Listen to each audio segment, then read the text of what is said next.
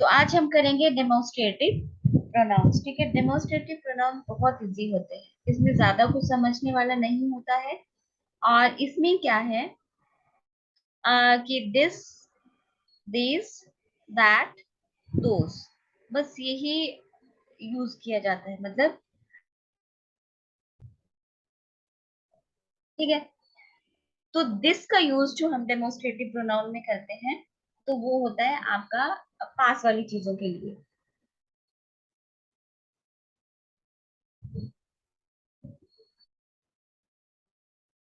Demonstrative pronounce, ठीक है। Demonstrative pronoun अगर हिंदी में बात करूं, हिंदी में मतलब जो प्रोनाउन व्यक्तियों या फिर वस्तुओं को पॉइंट आउट या फिर डेमोन्स्ट्रेट करता है, मतलब संकेत देता है, उसको डेमोन्स्ट्रेटिव प्रोनाउन कहते हैं। ठीक है, तो इसमें हम कौन कौन से लेंगे, इसमें आ जाएगा आपका दिस,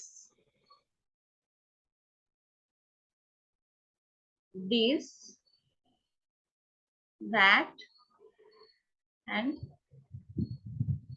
दोस। ठीक है, दिस दैट एंड दोस इसमें आएंगे। सो दिस और दिस हो गया आपका singular, these plural, again that singular और दोस प्लूरल। ठीक है, सो दिस मतलब दिस और दीज जो है वो नियरनेस के लिए यूज किए जाते हैं, मतलब कोई पास वाली अगर चीज है तो उसके लिए यूज होते हैं।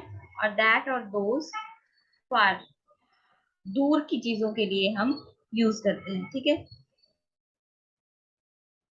सो अगर मैं लिखूं, ये बहुत इजी है, दिस इज अ बुक।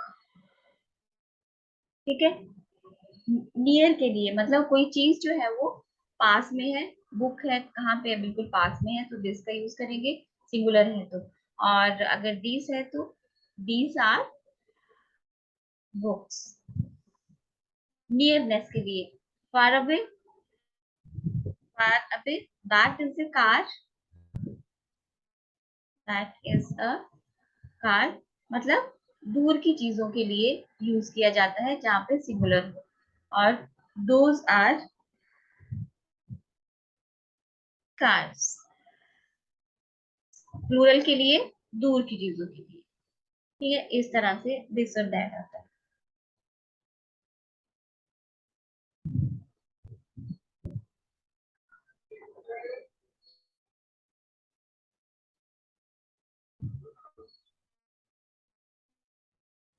जो दैट है इसमें एक और पॉइंट समझ लो, दैट का यूज हम ओपनली वहां पे भी यूज करते हैं, जैसे सिंगुलर नाउन के रेपिटेशन को रोकने के लिए। ठीक है, जो सिंगुलर नाउन होता है उसके रेपिटेशन को रोकने के लिए हम दैट ऑफ, या फिर प्लूरल नाउन के रेपिटेशन को रोकने के लिए हम दोज ऑफ का यूज भी करते हैं। ठीक है, ये जब हम एडजेक्टिव करेंगे वहां भी हम इस चीज को दोबारा से पढ़ेंगे। ठीक है, थोड़ा सा इसमें भी आता है तो इसलिए आप यहाँ पे देख लो।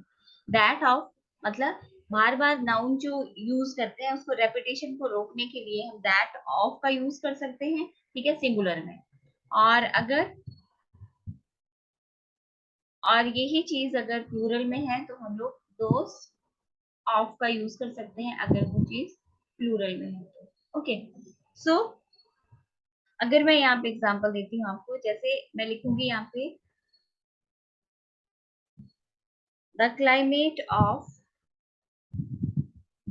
Pune is better that of Mumbai. ठीक है, तो दैट ऑफ का मतलब यहाँ पे मैंने देखो इस तरह से इसको मतलब खाली रखा है, तो हम क्या शो करने की कोशिश कर रहे हैं, हम क्लाइमेट को कोशिश, मतलब क्लाइमेट, किसका क्लाइमेट के बारे में बात कर रहे हैं। The climate of Pune is better that of Mumbai. ठीक है, तो इस तरह से भी दैट का यूज किया जाता है। और अगर इसी को हम अगर प्लूरल में लेते हैं तो हम लिखेंगे the streets of Delhi are whiter than those तो दोस्त का यूज हम किसके लिए कर रहे हैं? स्ट्रीट्स के लिए। स्ट्रीट्स हम बार बार यहाँ पे यूज नहीं करेंगे। दोस्त ऑफ मुंबई। ठीक है, तो इस तरह से भी हम इसका यूज दैट और दोस्त का यूज करते हैं। क्लियर है? ठीक है,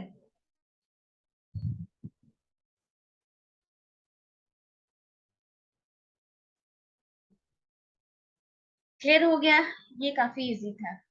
नेक्स्ट आता है आपका डिस्ट्रीब्यूटिव प्रोनाउन। बहुत बहुत बहुत इंपॉर्टेंट क्वेश्चन बहुत पूछे जाते हैं डिस्ट्रीब्यूटिव प्रोनाउन से।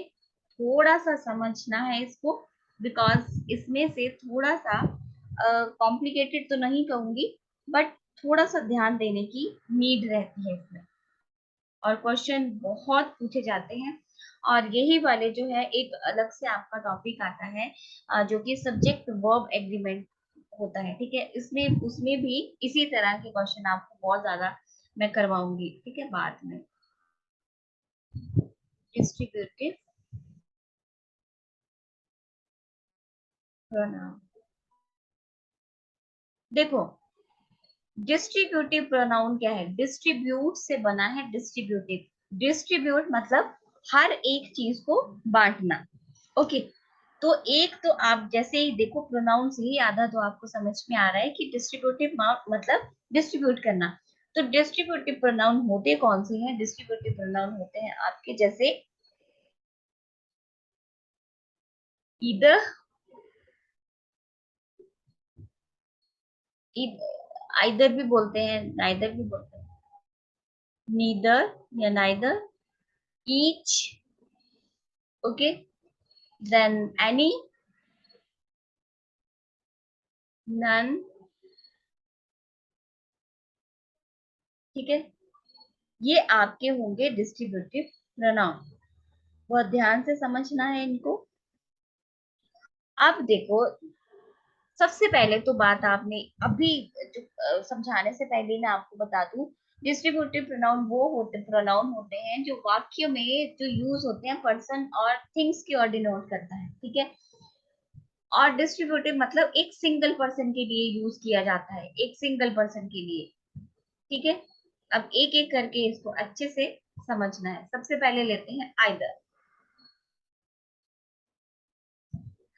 आपको पता है कि आइदर का यूज हम दो में से कोई एक, ठीक है, इसके लिए यूज किया जाता है। मतलब टू पर्सन है, ठीक है, दोनों में से कोई एक। यहाँ पे दोनों की बात नहीं कर रही हूं मैं, there are two person, okay. इधर वहां पे यूज किया जाता है जहाँ पे दोनों में से कोई एक पर्सन होगा। दोनों की बात नहीं करेंगे हम, ओनली दोनों में से कोई एक पर्सन जहाँ पे यूज किया जाता है वहां पे हम इधर का यूज करते हैं। ठीक है, अब मैं आपको एग्जांपल दूंगी, और हर एक एग्जांपल में आपने देखना है, और एक एक एग्जांपल मैं आपको पूरा इलेबोरेट करूंगी। ठीक है, तो ध्यान से समझना। मैंने लिखा है यहाँ पे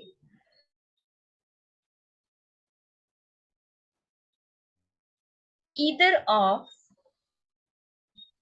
these three friends is naughty। ठीक है, अब देखो मैंने क्या कहा था आपको। मैंने कहा था इधर सिर्फ दो में से किसी एक के लिए यूज किया जाता है। इधर और नीदर हमेशा दो में से, जो नीदर होता है वो आगे बताती हूँ। इधर मतलब दो में से, तो ये हमारा सेंटेंस रॉन्ग है, बिकॉज यहाँ पे थ्री दे रखा है। ईदर ऑफ दीज थ्री नहीं आएगा, यहाँ पे टू आएगा। ओके, सबसे पहला तो एरर आपको इसी तरह से क्वेश्चन में पूछा जाएगा। ओके, सो सही सेंटेंस हमारा आएगा either of these two pens, या फिर यही साथ ले लेते हैं, either of these friends is naughty। अब देखो, एक बात तो आपको क्लियर होगी कि ईदर का यूज ओनली टू के लिए यूज किया जाता है, दो में से कोई एक।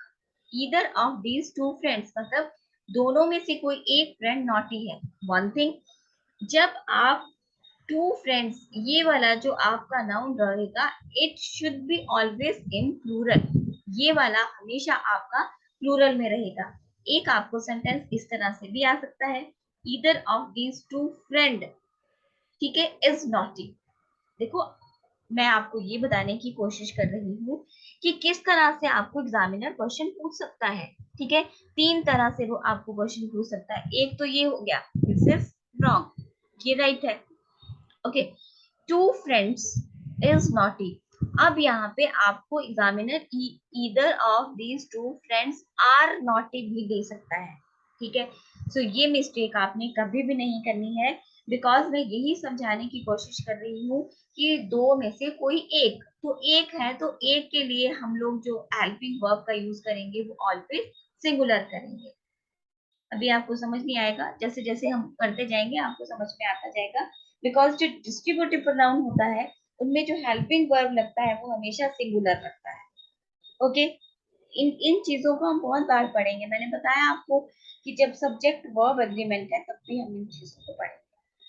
ओके, आगे एग्जाम्पल और देखते हैं, आगे आपको और क्लियर।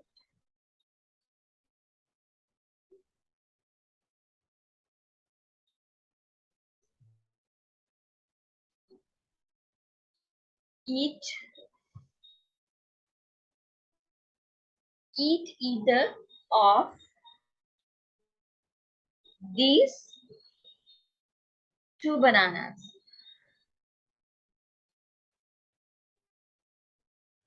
ठीक है, क्या कह रहा है, ईट ईदर ऑफ दीज टू बनाना, मतलब दोनों में से कोई एक बनाना खा लो। दोनों नहीं खाने को बोल रहा है वो, दोनों में से कोई एक। ईदर का मतलब ही होता है दो में से कोई एक। ठीक है, समझ में आ गया? Is that clear? अब देखो, नेक्स्ट है नीदर।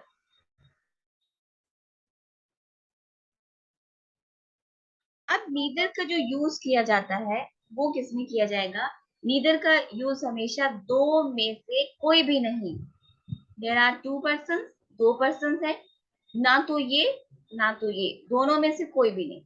इधर का क्या था, दो में से कोई एक, या तो ये या तो ये। ठीक है, और नीदर का यूज मतलब नेगेटिव वे में लिया जाता है, होगा ओनली टू पर्सन के लिए ही। इधर भी टू पर्सन के लिए यूज किया जाता है, नीदर भी टू पर्सन के लिए यूज किया जाता है।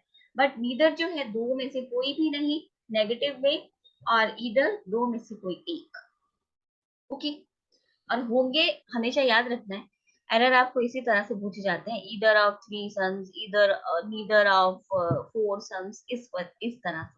तो हमेशा याद रखना है कि ईदर और नीदर हम सिर्फ टू पर्सन के लिए यूज करते हैं। अब देखो एग्जांपल, मैंने लिखा इधर,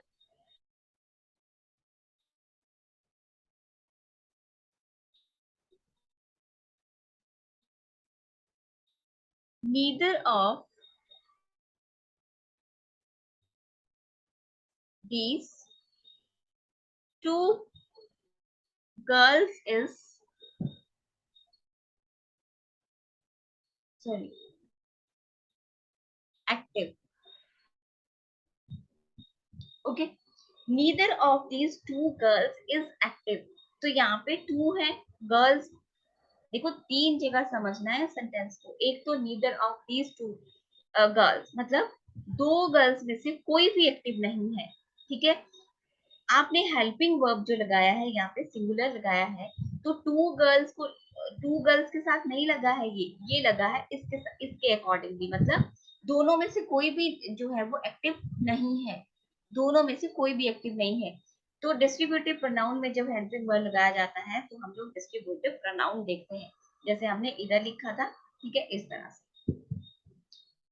ठीक है, नीदर का यूज हम इस तरह से करते हैं, मतलब अगर आपके पास में इस तरह से।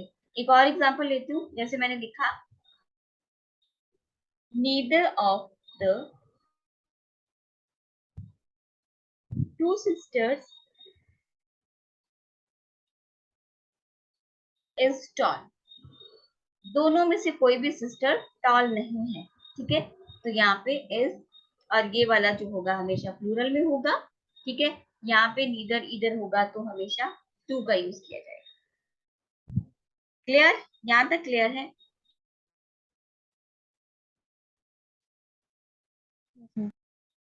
आप देखो, अब हम देखेंगे कि अगर नीदर ऑफ दीज, यहाँ पे 3 हो, 4 हो, 5 हो, ठीक है, तब हम क्या यूज करेंगे। मतलब अगर दो से ज्यादा अगर हमारे पास में हो, सिर्फ दो में सेंटेंस तो नहीं बोलेंगे हर टाइम, है कि नहीं। हम दो से ज्यादा के बारे में भी बात कर सकते हैं, तो उस केस में हम यहाँ पे क्या लगाएंगे। अब वो देखो, अब मैंने सेंटेंस अगर यहाँ पे लिखा, देखो,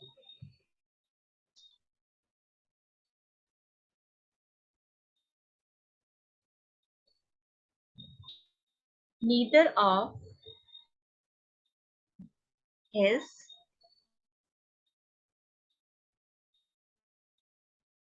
4 sons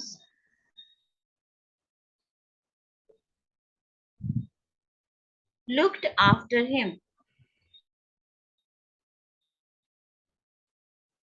ठीक है, neither of his 4 sons looked after him, तो मैंने क्या कहा था कि नीदर का यूज हम किसके लिए करते हैं, टू के लिए करते हैं। इट मीन्स ये हमारा सेंटेंस क्या है, बिल्कुल ही रॉन्ग है। यहाँ पे तो हमारे पास 4 है, ठीक है। तो इस केस में अगर मतलब टू से ज्यादा हो, 3 हो, 4 हो, मतलब इस तरह से हो, तो फिर हम यहाँ पे क्या लिखेंगे, तब फिर हम नन का यूज करते हैं। ठीक है, दो से अगर हमारे पास में ज्यादा हो, वहां पे नन का यूज किया जाता है। जैसे नन है, नन मतलब दो में से अधिक में से कोई भी नहीं। ठीक है, दो में से अधिक मतलब दो पर्सन से ज्यादा है, दो दो में से अधिक में से कोई भी नहीं। अब इस स्टेटमेंट का मतलब क्या है, मैंने इसीलिए हिंदी में लिखा। मतलब अगर दो से ज्यादा अगर आपके पास में पर्सन हो, टीम्स हो, तो फिर आप किसका यूज करोगे, तब फिर आप नन का यूज करोगे। ठीक है, दो से ज्यादा हो, या 3 हो, 4 हो, 5 हो, कुछ भी नंबर्स हो आपके पास में, तब आप नन का यूज करेंगे। ठीक है, तब हमारे पास में नीदर जो है वो रॉन्ग हो जाएगा और क्वेश्चन आपका यही से बनता है। ठीक है, हो सकता है यहाँ पे वो नन दे दे, none of his 2 sons looked after him, तो इस केस में नन नहीं आएगा, इस केस में क्या आएगा, नीदर आएगा। ठीक है, अगर सेंटेंस लिखा हो नीदर ऑफ हिज 4 sons, तो नीदर नहीं आएगा, फिर क्या आएगा, नन आएगा। यहाँ पे same, none of his 4 sons looked after him। ठीक है, इस तरह से आपने नन का यूज करना है। या फिर और एग्जांपल लेते हैं, none of these 5 boys is sincere। ये चीजें आपने ध्यान से समझनी है, बिकॉज ये नन वाला क्वेश्चन टेस्ट में एक बार फिर से आया था। अब मुझे ध्यान नहीं है सेंटेंस क्या था। लास्ट ईयर के क्वेश्चन पेपर अगर आप निकालोगे तो इसी तरह के आपको बहुत सारे क्वेश्चंस मिलेंगे उसमें। ठीक है, तो ये चीज बहुत ध्यान से समझनी है, एक एक चीज जो जो मैं आपको बता रही हूँ। ओके, सो हमारा नीदर, ईदर, नीदर और नन हो चुका है। ठीक है, नेक्स्ट हम लोग करते हैं ईच। ईच का यूज हम कहाँ पे करते हैं, और सबके साथ में हेल्पिंग वर्ब क्या लगाया जाएगा, सबके साथ में हेल्पिंग वर्ब जो है वो सिमिलर लगाया जाएगा। ठीक है,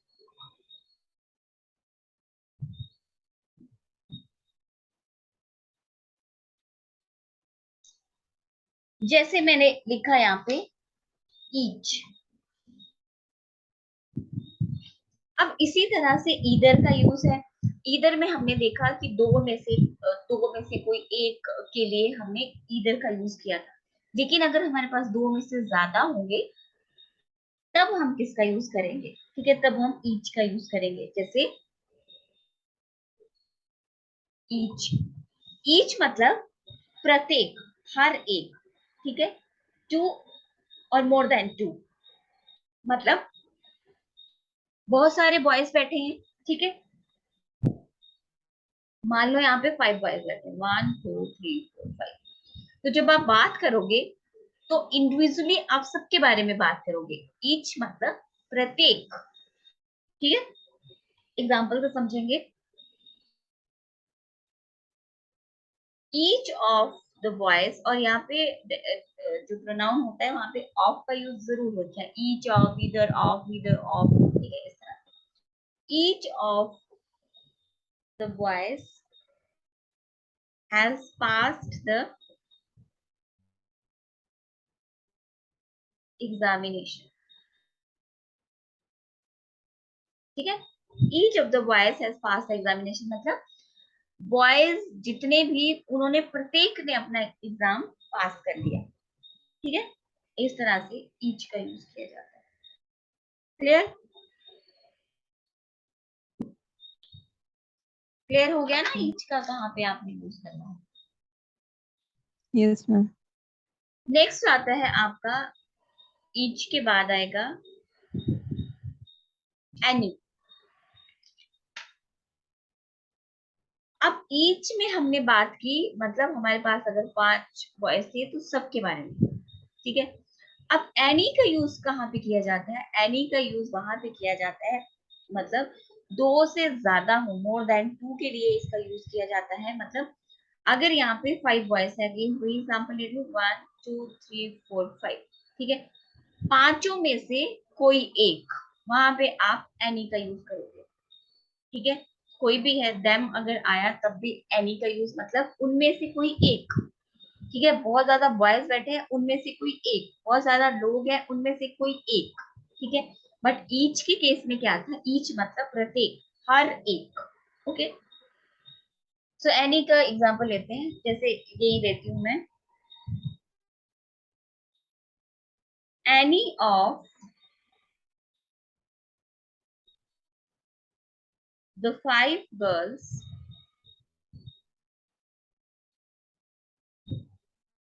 विल बी सिलेक्टेड, मतलब उन पांचों गर्ल्स में से कोई एक सिलेक्ट होगी, सारी नहीं होगी। ईच नहीं यूज किया हमने, एनी का यूज किया है। एनी ऑफ 5 गर्ल्स, उन पांचों लड़कियों में से कोई एक की सिलेक्शन होगी। ठीक है,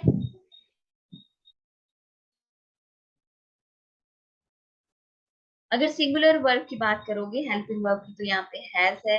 यहाँ पे मैंने बताया था प्लूरल हमेशा उसमें आएगा, प्लूरल में आएगा नाउन, वहां पे हमने प्लूरल का यूज किया। ठीक है, एक और एग्जांपल लेते हैं, any of them has stolen my pen. ठीक है, मतलब एनी ऑफ देम, उनमें से किसी एक ने मेरा पर्स, पेन चुराया है या पर्स चुराया है। ठीक है,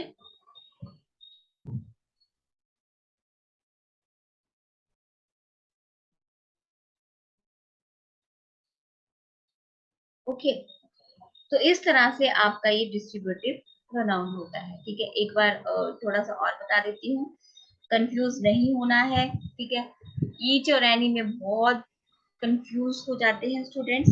एनी मतलब, हिंदी में लिख देती हूँ, 5 में से, सॉरी, हाँ, 5 में से कोई एक, जरूरी नहीं 5, 10 भी हो सकते हैं, मतलब इस तरह से 5 गर्ल्स में से कोई एक। और ईच मतलब 5 की 5 गर्ल, सारी, प्रत्येक 5 की 5 गर्ल्स। ठीक है, नन मतलब दो में से अगर ज्यादा दिए गए हो तो उनमें से कोई भी नहीं। ठीक है, नीदर मतलब सिर्फ दो में से कोई भी नहीं। ईदर मतलब दो में से कोई एक। ठीक है, सो इस तरह से आपका ये डिस्ट्रीब्यूटिव प्रोनाउन था। अब मैं आपको थोड़ा सा पूछती हूँ कि किस तरह से क्वेश्चन आपके आ सकते हैं। ठीक है,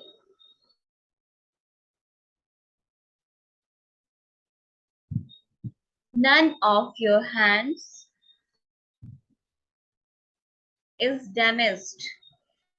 करेक्ट करिए, सेंटेंस को करेक्ट करिए। Correct the sentence, this is wrong. Yes, ma'am.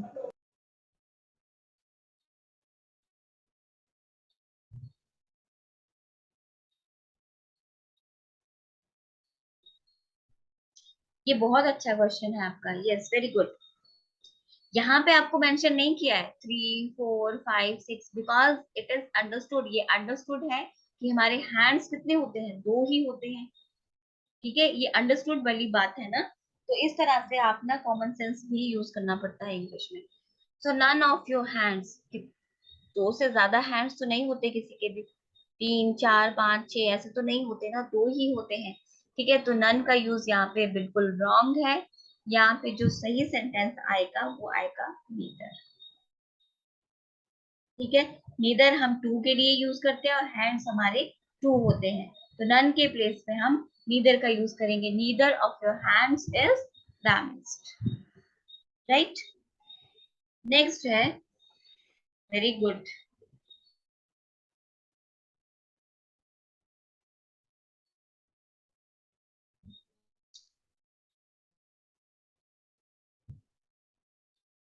Neither of the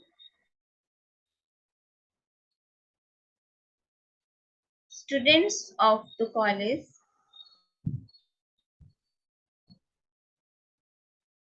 has been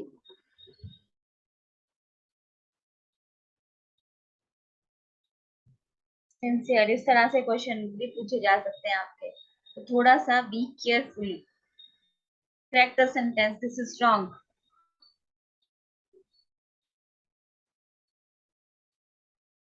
very good. यहाँ पे क्या यूज किया जाएगा, नन का यूज किया जाएगा। क्यों? क्योंकि अंडरस्टूड सी बात है, किसी कॉलेज के स्टूडेंट सिर्फ दो तो नहीं हो सकते, there are so many students in the college. ठीक है, सो इसलिए हम यहाँ पे नन का यूज करेंगे। None of the students of the college have been sincere. Okay,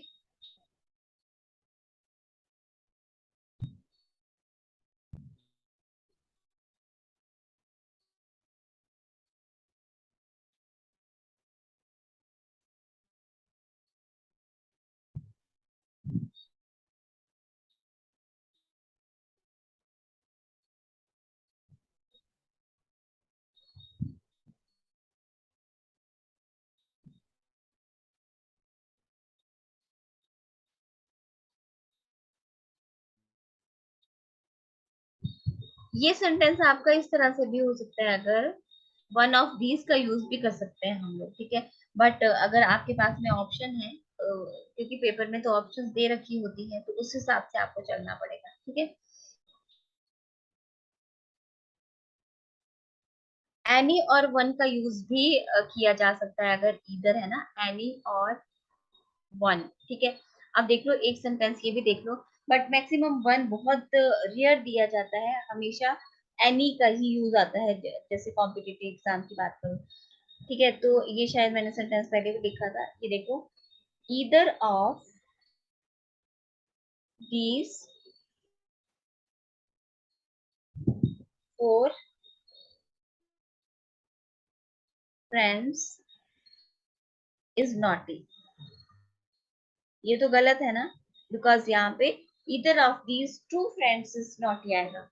ठीक है, बट इस केस में अगर मैं समझाना चाह रही हूँ आपके आपके आपको, कि अगर फोर दे रखा हो हमारे पास में, तो यहाँ पे दो से ज्यादा हो, इधर या तो टू आएगा ना, बिकॉज ठीक है, ये सेंटेंस हमारा रॉन्ग है। बट इस केस में इधर नहीं लगेगा, आपको पता है इस केस में इधर नहीं लगेगा। तो इस केस में क्या लगेगा, देखो, इस केस में या तो एनी लगेगा या फिर वन ऑफ दीज भी ठीक है। ठीक है, any of these four friends is naughty, इस तरह से भी सेंटेंस ठीक है। दीज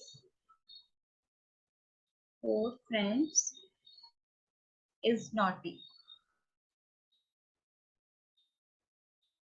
ठीक है, ये भी आपका ठीक है, और इस तरह से भी आपका सेंटेंस ठीक है। One, sorry, one of these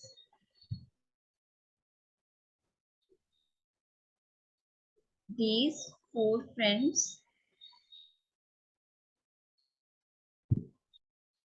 is naughty। ये दोनों ही सेंटेंस आपके राइट,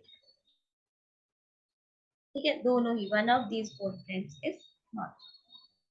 ओके, सो इस तरह से हमारा जो डिस्ट्रीब्यूटिव प्रोनाउन था वो कंप्लीट हो गया, ठीक है। और किसी करो ना करो आपने, लेकिन आप डिस्ट्रीब्यूटिव जो प्रोनाउन होता है उसके आपने एमसीक्यूज जरूर करने हैं, ठीक है, ताकि ये फिर क्लियर हो जाएगा। आगे आपका फिर रेसिप्रोकल है, ठीक है, उसको हम फिर कल करेंगे। अब बताइए कि ये समझ में आ गया आज का लेक्चर?